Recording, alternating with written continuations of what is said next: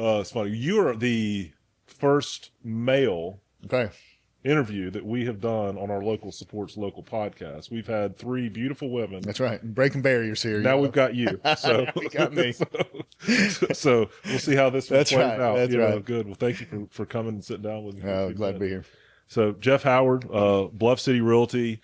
You've got other ventures, Bluff City Construction. Yeah, we've got a construction arm, we've got a residential real estate arm, it's traditional brokerage, and then we do property management, flips, and investments with, so we kind of 3 entities that all work together under the same roof. So you've got all 3. So how did you kind of what's the story of how you got involved? Because you were working in traditional brokerages prior to that. So how did you, as an entrepreneur, kind of start to break off on your own? My story in real estate started on accident. So we were talking before we turned the cameras on, and I'm the worst representation of how to become a successful realtor broker. I was doing it part-time with a mentor of mine, and he had some rental properties and honestly just needed somebody to answer the phone, just somebody to just turn the key, show them the house, send out the lease, whatever, make sure the yard got cut, you name it, just keep the property running, so he didn't have to answer the phone. And skip forward 5 years, he's taught me how to buy houses on tax sale, how to rehab them, how to have a storage unit with the same paint, same tile, lather, rinse, repeat. So if it can be done with real estate, you've had your hands. That's how I got started, and then he looked at me one day. He was teaching me how to evict, and he's like, "I think you should get your real estate license." And then having a powerful mentor speak life over you just lit a fire. Went traditional brokerage route, and then the story progressed, and just kind of kept getting where I needed to be, and realized I needed my own entity to do everything we were wanting to do. There was no traditional brokerage that was going to be able to house what we had a vision set for. Because you certainly are carving your own way, your own path.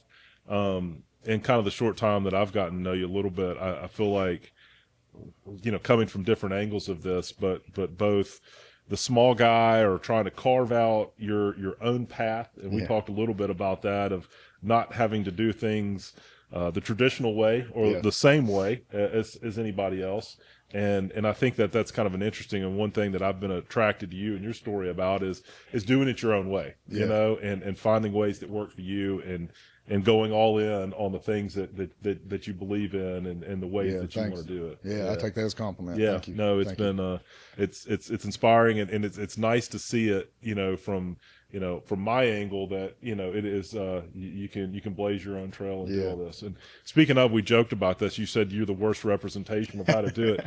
We were talking about CRMs at lunch the other day, and I thought that was hilarious. And Jeff said, I don't have one. Or do you have one, or you just don't use it? I don't use it. I know that's horrible. No, technically, no, I don't have one. I have systems and processes, but it's not something that's replicable or something I should ever teach to somebody. You couldn't teach it. You couldn't replicate Would it. not feel comfortable teaching it. Yeah, it's kind of the do as I say, don't do as I do. 100,000%. Yeah. But you've grown your brokerage, so you've got some good agents that work for you. Yeah. We've got about 20 on our Bluff City Realty team, and in different capacities, different angles, and everybody's got different goals. And one of the things we talked about was when I got in the business, arrogantly and pridefully thought that there was a right way and a wrong way, and then you realize there's 1,000 right ways, and we can joke there are the wrong ways to do it, but there are a lot of right ways to do it.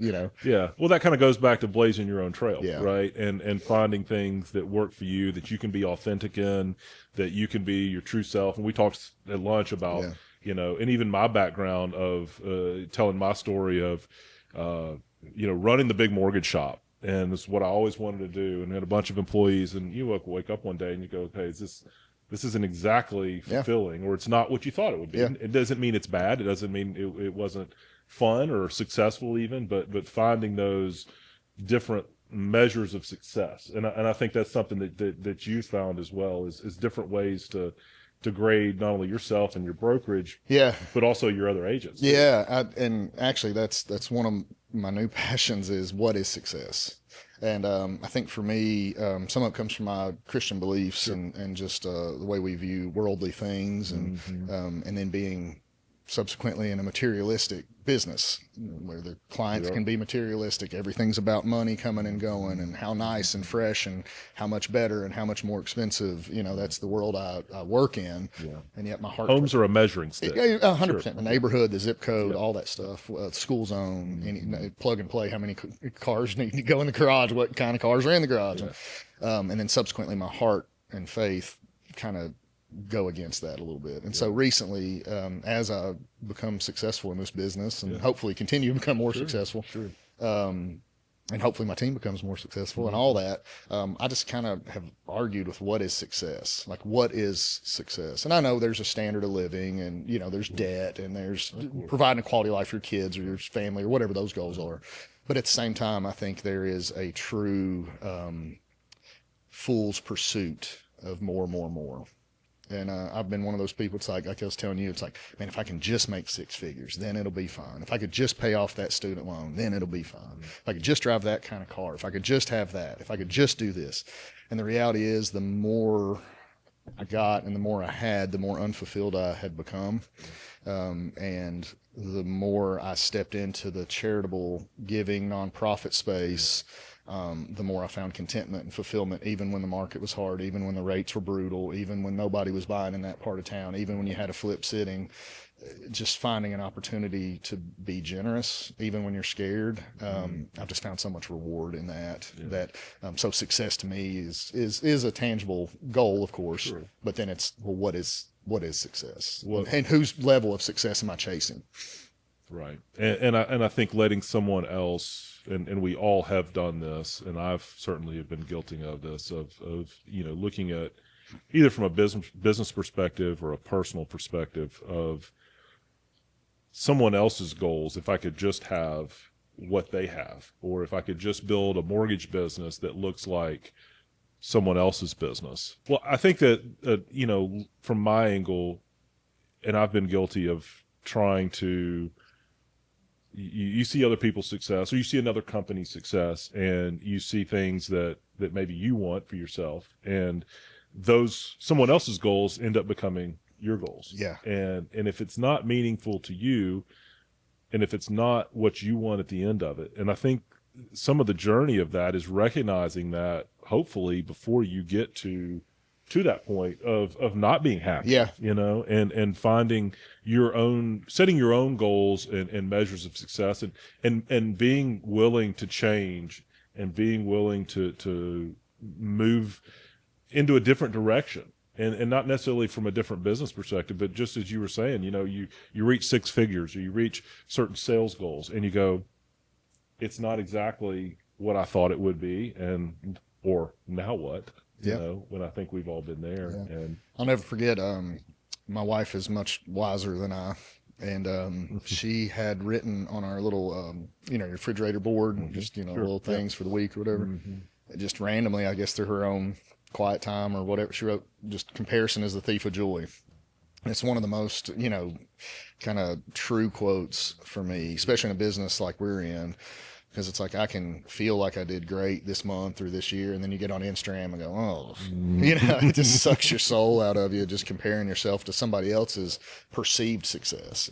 And by the way, they're only posting the victories. They're not posting the one that didn't sell, that they got fired on, or that went underwater. I've never seen an agent post their relisting, or renegotiation for a listing. Exactly after right. 6 months listing expired. That's exactly right. And so I think that's one of the most true things in this business is, find your race, run your lane. And I think that's what's helped me battle things like anxiety and depression, is trying to run my own lane, trying to stay in my race, and trying to stay true to the call that I was given, and not try to pretend to be an agent that I'm not. I see so many agents get in, and like, you're selling $200,000 houses in Colonial Acres. You're not a luxury agent. Take that word off your sign.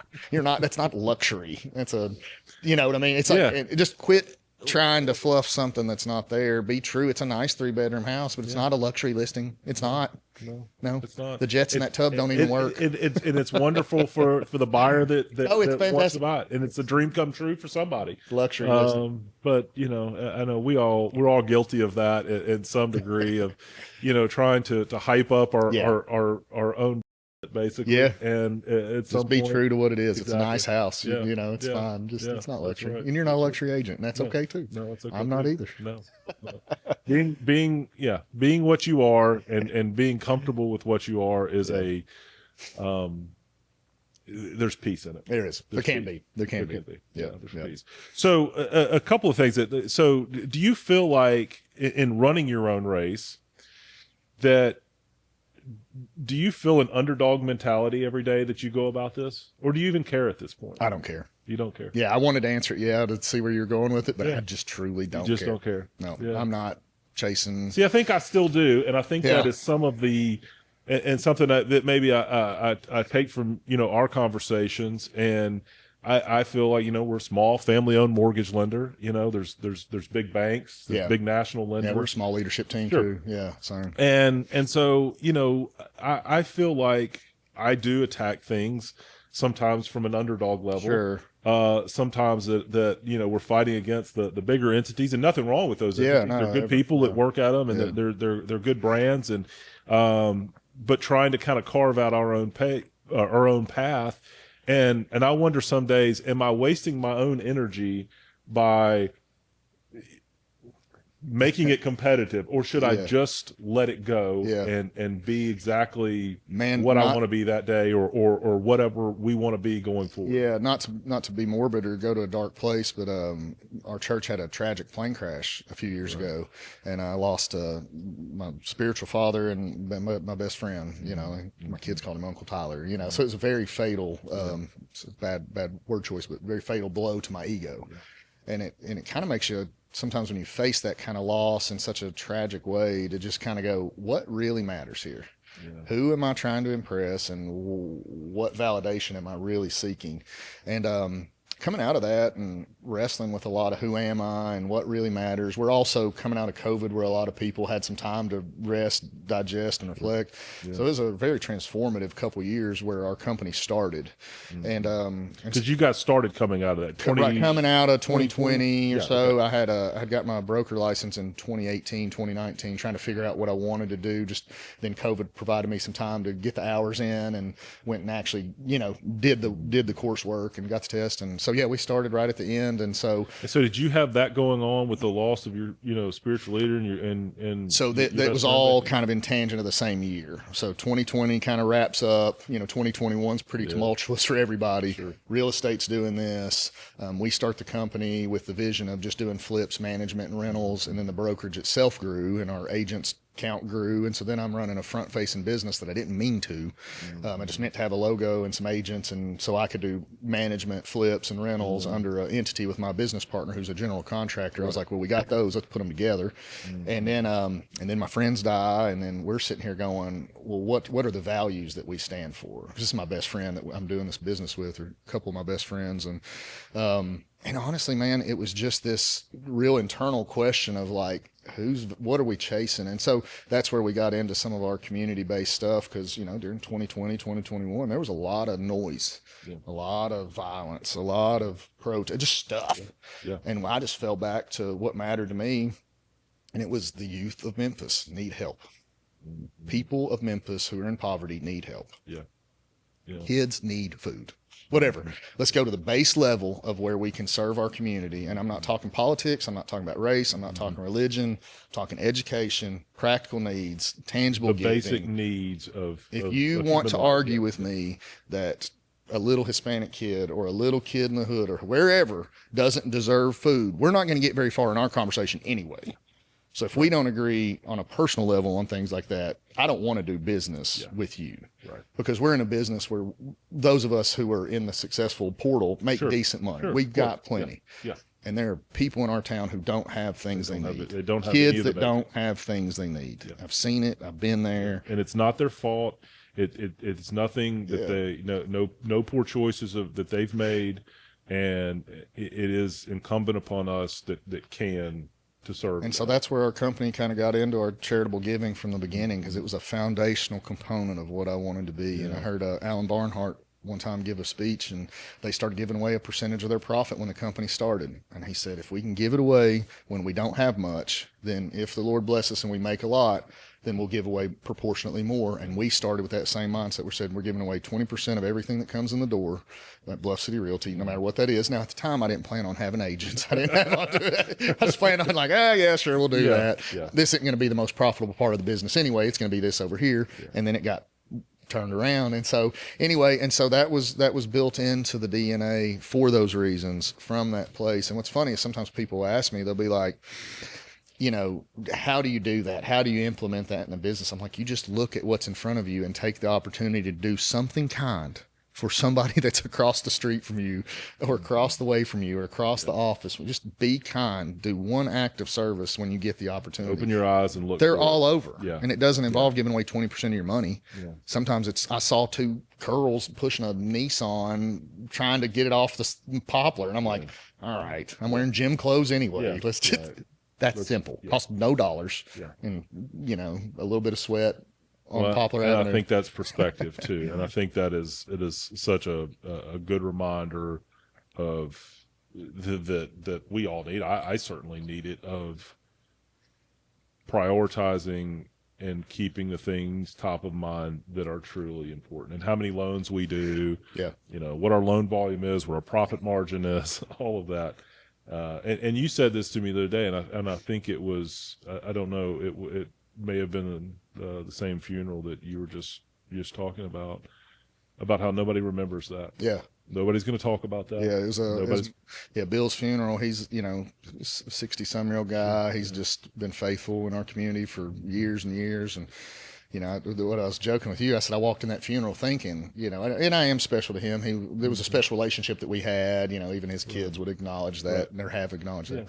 So I walk in there and I'm just going, man, I'm going to be special in here. And he had so many special guys in there. And then start seeing how many people he touched. And then they start telling stories very similar to mine. And none of it was how many rental properties he had or what his retirement was. And he had done well for himself. You know, he had a beautiful wife, and a great life. And he'd had bumps and bruises and shared those with me as well. And everybody at the funeral just talked about the impact he had on them. None of it was about how successful he was or how good he was at golf. Or, I mean, there were stories surrounding those things, but it was all about just the impact he made and the time he gave them and the lunch he went with them and the way he answered the phone. And like, those are the things that matter. Well, I think that's an inspiration. That's legacy. That's legacy. That's legacy. Yeah. That is right. And I think about that a lot in our family business, and even kind of coming back to the business side of things, the people that we touch in our business. And you said, I never intended this to be a forward-facing business. Yeah. But being a forward-facing business has allowed you to serve your mission and to find your greater purpose. I'd like to think so. Yeah. I think somebody certainly had a hand in that. Yeah. And I think, you know, what you thought was good for you or good for your business, I think with your faith and God's help, it made Bluff City a forward-facing business for a reason. Yeah. And I think that's a reminder for myself is you know, I can be very type A, you know, control. And we always joke that, you know, if I'm going to do something, it's got to line up on a spreadsheet, right? A to B to C to D kind of thing. And that's not how life works. Yeah. And we don't always take a direct path, and we're not in the control that we think that we're in. No. We're not. Yeah. And that was the beautiful thing about that crash, is like, you can prepare everything, you can have everything lined up, and sometimes the plane just falls out of the sky, you know. And then what do you do? And so when I think about my kids and legacy versus career, it's like, if that were to happen to me, or if I, God forbid, pull out on Poplar and a truck comes barreling through, it's like, my kids aren't going to remember that I was in the multi-million-dollar club for this many years or sold this many of that. Or that you were a luxury realtor. Yeah, no. This doesn't scream luxury, you know. But they are hopefully going to remember the single mom we helped get a refrigerator to that Sunday afternoon. They are going to remember the groceries. They are going to remember seeing me push that car off Poplar for those young ladies. And those are the things that I think matter a lot more than career or key performance indicators or what's on the spreadsheet, you know. KPIs that are running out of your non-existing CRM. Yeah, I hate them, as you can tell. So I take it that you don't, you know, you're not big on sales meetings and KPIs and doing all of the traditional things that a brokerage does. To support your realtor. Honestly, we do have, certain things, like we had the compliance stuff change with commissions, and there are things, of course, you get in front of, or you have to evolve as a business. Or if I see trends that are going south, I'll make sure and get in front of that with them. But honestly, most of the times we get together, or community-based things, or service-oriented opportunities. Like maybe we're giving to a school and we had raised some money for some school supplies, and we'll all show up and eat and visit and kind of do a session and then go drop off the supplies in person, So that's a lot more of what we're focused on. Well, that helps keep your culture consistent too. Yeah, that's more of what that's more of where I would want to spend our time together and energy. Yeah. Well, I know you've got a good group of agents, and I know that mission is important to your agents as well. Did they contribute as well? So everything that comes in, 20% off the top. Wow. Yeah. Wow. So it's not coming from their money per se, but every bit of company profit that comes in, at least 20%. And I think year over year we've been hovering at 25% just through extra giving or opportunities. That's awesome. Well, it's so side we've got pursuits. So we've got this new local supports local. We're calling this the Local Supports Local podcast, and we have our way of trying to connect with new people that we don't know as well, and to create a platform where we're not just talking about mortgage loans or interest rates or buying a house or real estate. And sure, in my sphere, I know a lot of people in real estate. So, but what we want to do is we want to grow our ability to meet and network with the people that are doing the good work in our community and to help support them. And hopefully that, our business grows in a way that, not from a profit standpoint, but in a way that we are better connected to the community. And we have the name Local Mortgage. And I looked at it when I was like, what even, I don't even think I think it was just marketing, what do we stand for? What are we trying to communicate, to our customers and the people that see your brand or my brand? And for both of us, that's a lot of times that's the people we are. And I think trying to, be the best versions of ourselves and to embody that vision of the company and that spirit and lead and share, the things that we can do as being blessed, and that we've been blessed, and how do we to spread that. And that's one reason this Local Supports Local has become so important to me, is finding ways that we can help not only people, but help organizations, help the people that are doing those good works, helping you. How can Travis help Jeff with some of your missions? What can you open my eyes to, and looking at it, having eyes wide open and trying to do that. And it's been important to us, and it's a real value as we've kind of tried to create this initiative, which is new for us. And we're certainly taking inspiration with that. One thing I know, we've had a couple of closings, and I know one thing that you guys do is with the charitable giving. Is there any couple of organizations that you'd like to talk about? Sure. So what we've first of all, like, we do partner at different times with different organizations. I spent 10 years in the Memphis nonprofit world, specifically urban, inner city, crisis-based counseling, different roles, different places, a lot of youth things like that, intervention type deals. And so I've seen a lot of the Memphis nonprofit world, good and bad. And fortunately and unfortunately, not all of those are ran cleanly. Like, there's a story on the news right now about a couple who take a bunch of funds. And so you have to be careful when you get into a world where you're known as somebody who gives, because you get a lot of calls, you get a lot of emails, a lot of social media messages, just, hey, heard you give away money, here's our thing. You have to be very careful where and how you give. You want to be very careful. It's like the guy on the side of the road, sometimes he does need money for the shelter, and sometimes it's not that, and if you don't know them. So I would say that's something that I'm fortunate to be connected to a lot of those. And so when we started, we would partner with an organization strategically that was a Memphis-based organization. Nothing against St. Jude or some of those, but the money that I would give to St. Jude is a drop in the bucket versus some of the other smaller nonprofits who I know have a smaller staff or a smaller reach, but that money makes a huge impact. You know, we literally are helping some of these places maybe have a part-time salary filled or tangibly open up another wing of what they're trying to do. Okay. So Restore Corps was one of the first partner organizations we work with. They work with human sex traffic victims, which is not a glamorous thing and not everybody wants to talk about, but we're a hub for that in Memphis. They had a grant from the state at the time, or it might have been a federal grant. The more money they got, it got a 5 times return. So I was like, well, we're going to dump everything we can on that. So every time I give them 100, they get 500. And I know the leadership. I know I know what they do. Nobody's driving BMWs. I know these people. And then right now we're working with Mid-South Hope Garage. It's a very similar situation.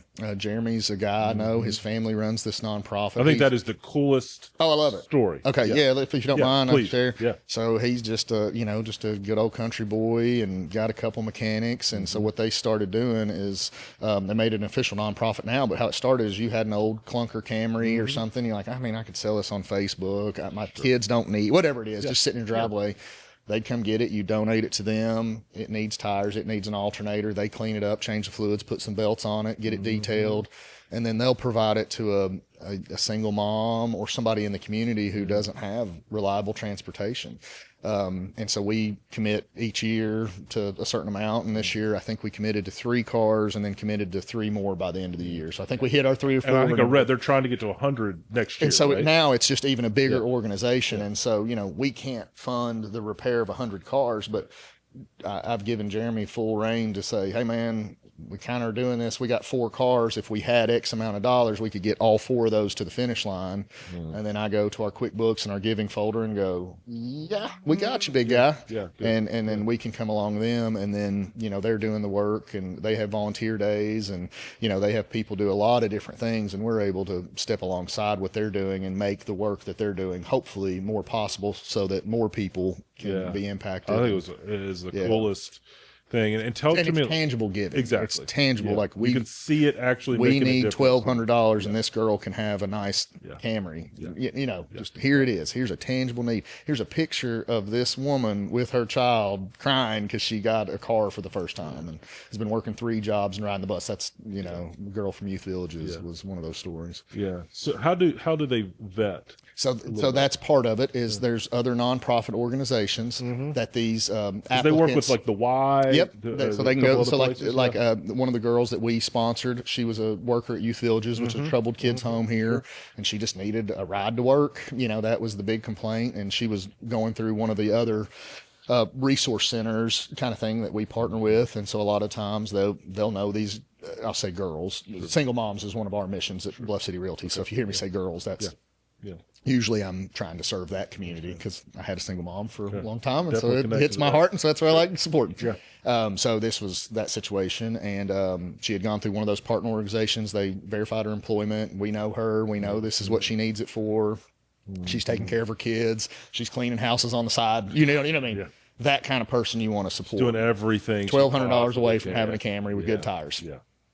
We can all find a way to make that happen. And then you share that with your team and say, hey, man, here's where I know you hear us talk about this. Here's the person we helped this month. And then your team goes, wow. It just goes back. Hopefully it motivates to do more. Seeing things and being able and then just to drop this, one cool thing that I've seen happen as a result of us doing it is a lot of the lenders and a lot of the attorneys we work with will match our donation. So they'll say whatever y'all give. Now, not necessarily the $1,200, but per each closing.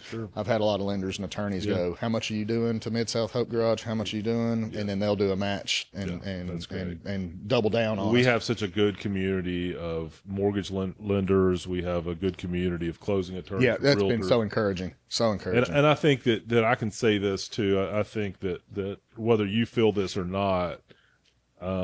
We're all seeing what you're doing, and you're certainly leading those missions, and I think that us and other people you're certainly inspiring to do more and to do our Thank you. part Thank to you. do that. So, you know, I've been watching you from afar, and as I've gotten to know you a little bit better, you know, you're certainly an inspiration with Thank you. that. So, you want to talk a little bit about kind of single moms, kind of where, you know, moving from, you know, from Eastern Kentucky. So Yeah. you're close to God's world in Knoxville, you know, so Close. you're very, very close.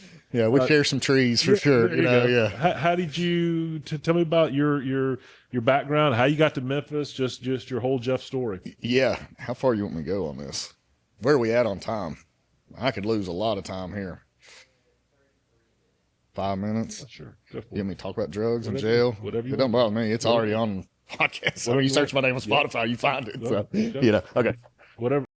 So you're certainly an inspiration to all of us, and I know that your beliefs and your faith are rooted kind of in your story and your background. Do you want to share a little bit about, you know, Yeah. where you come from and Sure. and, Yeah. and how So, that faith has been established? I was born and raised in Harlan, Kentucky, which is in the foothills of the Appalachian Mountains, so kind of cold country. Yeah, near Knoxville, close Near, enough. yeah, just North of just Knoxville. straight up Okay. above Knoxville, Johnson City. So same part of the world, just straight up. You know, Smoky Mountains, Gap, Appalachian Mountains. So gotcha. very Yep. similar. And then culture, it's very different. Harlan, at one point, I think it was 2 Christmases ago, it was listed as the 18th poorest county in America. Wow. There was some West Virginia and some Arkansas in there, a lot of Eastern Kentucky, but yeah. that part of the world pretty much dominates the Yeah. top 2025. And so very impoverished. And honestly, you know, I could go pretty deep into this story, and I have on other podcasts, but the reality is I just went wayward. Yeah. Mom did the best she could. Grandparents Sure. did the best she could. I had Yeah. a great stepdad step in later in life. Had some great coaches and mentors. So this isn't a wah Yeah. story. It's I chose a life that was less desirable Yeah. and much different than anything else we'll speak about today Yeah. or have spoken about today.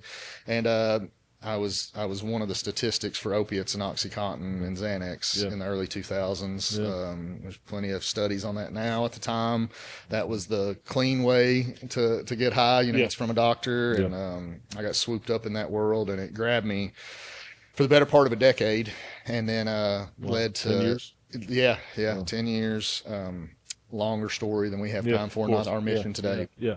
But it ultimately led to me being away for 18 months. Yeah. And had about 10 days out within 18 months between treatments and jail and just other things that I got myself into. Yeah. And in that time, the Lord saved me, brought me out of it through his scripture and prayer and some good mentors. Yeah. And Wow. I'm locked up, I had nothing to do but evaluate my life choices. And I got out. Had the opportunity to move to Memphis. Had a family member here, and no bad blood, no bad history. Everywhere else I'd been, I had both of those. Fresh start. That's all I was chasing. You know, Memphis is the perfect place for that. I was born and raised here, and I feel like I don't know if you feel this now, but I feel like Memphis as a city is so accepting. Oh yeah, it's a grit and grind city. Grit and grind city, Yeah. you know, and we've all, I mean, pull yourself up, get out, go. you know, we've all made ourselves, we made mistakes. Yeah. You know, everybody's got a story, and everybody's done things they wish they hadn't done. They've gone down a path they wish they hadn't. Yeah, and man, honestly, when I got here, you know, I would hear people complain and talk about Memphis, and I just never had that experience. Man, I mean, I was living in the middle of Binghamton, you know, and Yeah. it was fine. Yeah. But I mean, I'd come from a place full of trailer parks. It was honestly the same thing. This sounds bad, just different color. Same problems, same issues, same struggles, youth, fatherlessness, poverty. I mean, you know, there's other issues. I'm not saying racial issues aren't real, but most of the ramifications I saw. Systematic, you know. What it I is. had seen growing up, you know. It's just part of the surroundings. But yeah, so get out, come here, meet who's now my pastor, Ken and Vaughn, and he was doing a ministry and had some housing. They need somebody to cut the grass.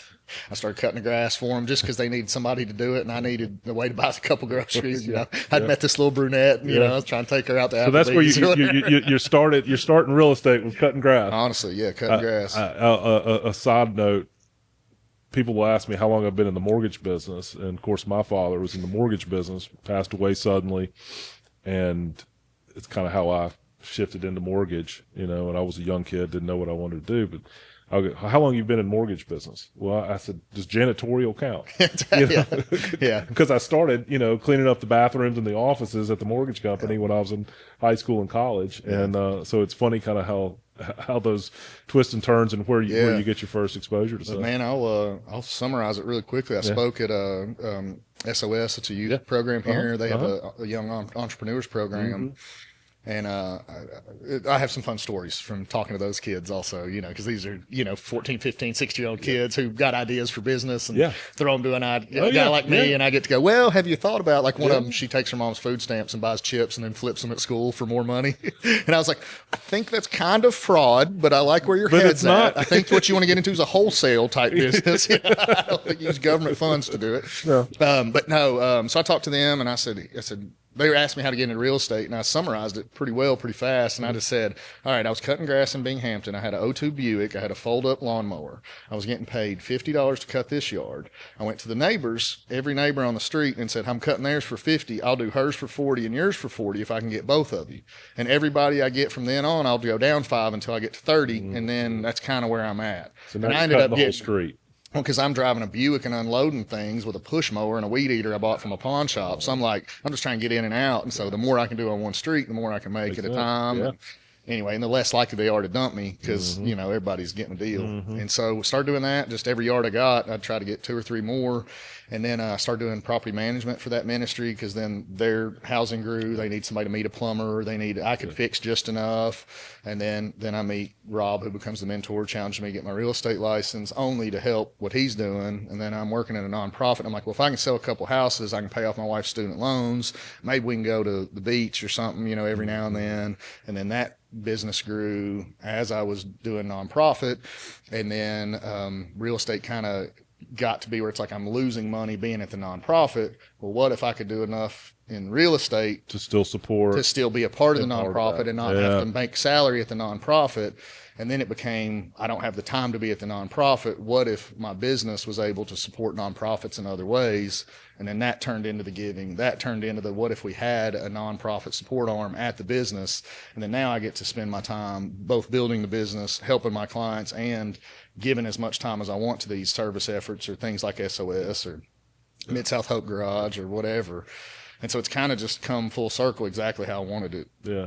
That's awesome. Better than I could have planned it, but exactly where I want to spend my time. I get to spend my time. You would have never planned it. No. You would have never planned it. You go from survival, to, okay, I've got a little taste of, I can make a few bucks doing this, right? And, and being fortunate, and I think anybody who has success will always find somebody who they can come point to and say, this person or this group of people, sometimes it's more than one, led me to that path. Yeah. God used this person as an instrument to speak to me. And how many things, I don't know, I'm guilty of this. I could hear the same thing 100 times. It has to come at some point. It's like, oh, now I get it. 100%. It's always been mentors. Even in our talking, somebody said something to me that stuck, or somebody believed in me. And it could possibly be, the fatherlessness of my past, or the Lord just redeeming certain things later in my life. But it was like every time I would be at a crossroads, there would be somebody who'd be like, have you ever thought about? And it was just the exact word, the exact thing I needed at the exact time. You need to hear it. Exact. Because if I'd have heard it 2 years ago, or if I could see me now in 2019, I'd mess it up 8 ways. I'd get my own way. I had to learn the hard lesson. I had to be broken. I had to go through the loss of a friend. I had to go to the bad business deal that showed me what a good business partner was. And, it's just, and then that's where you get to a place where you kind of just throw your middle finger up at the money and at the, it doesn't mean as much anymore. It doesn't mean as much. If that's your only goal, it's just empty. It's an empty pursuit. Yeah. It's an empty pursuit. Yeah. Well, man, it's a beautiful story. I'm inspired by you. I've loved getting to know you. Just briefly, we want to help contribute and support some of your work. Yeah. So we'll reach out offline and after this to talk about how local mortgage can help support some of y'all's missions, and hopefully you'll help involve me and lead me in a way down a path that, as you mentioned, how you have organized the giving and how you've, because I look at it and go, okay, where do I start? Yeah. You want to start, and you would tell me, man, just get in there and go. Right. Yeah. And I'd like a little direction on that. And I'd like to know how you, organize and find the right places too. Cause it really speaks to me, as a Memphian and the works that are doing right out there. And I'm looking out our office and we have this beautiful view. We see the whole city. And knowing everything that's going on out there, both good and bad. Yeah. And certainly want to help raise up the people that need help, and also highlight the good. Yeah. There's a lot of good in our city. Yeah, we're one of the most generous cities in the country, and Action News 5 never talks about that. None of the media out there, they always want to talk Don't about get the me sued by Action News 5 on the podcast. They do always talk about crime and never talk about giving. I would love to talk to somebody about all the giving that's going on. Don't sue him. Just talk to some of us who are out there. We're here to talk about that too. That's right. No, I mean, it's just we are one of the most generous cities in the country, and that's remarkable. Yeah. That's remarkable. It is, and we do get all the negativity gets so much play. Yeah, that's it. That's all I mean. That's all I mean. Yeah, and there's a lot of good that happens, and there is a lot of good that doesn't get highlighted, and you're certainly a big part of that good. And man, I just appreciate you being here. Thanks so much, man. Okay, thank appreciate you. Thanks, brother.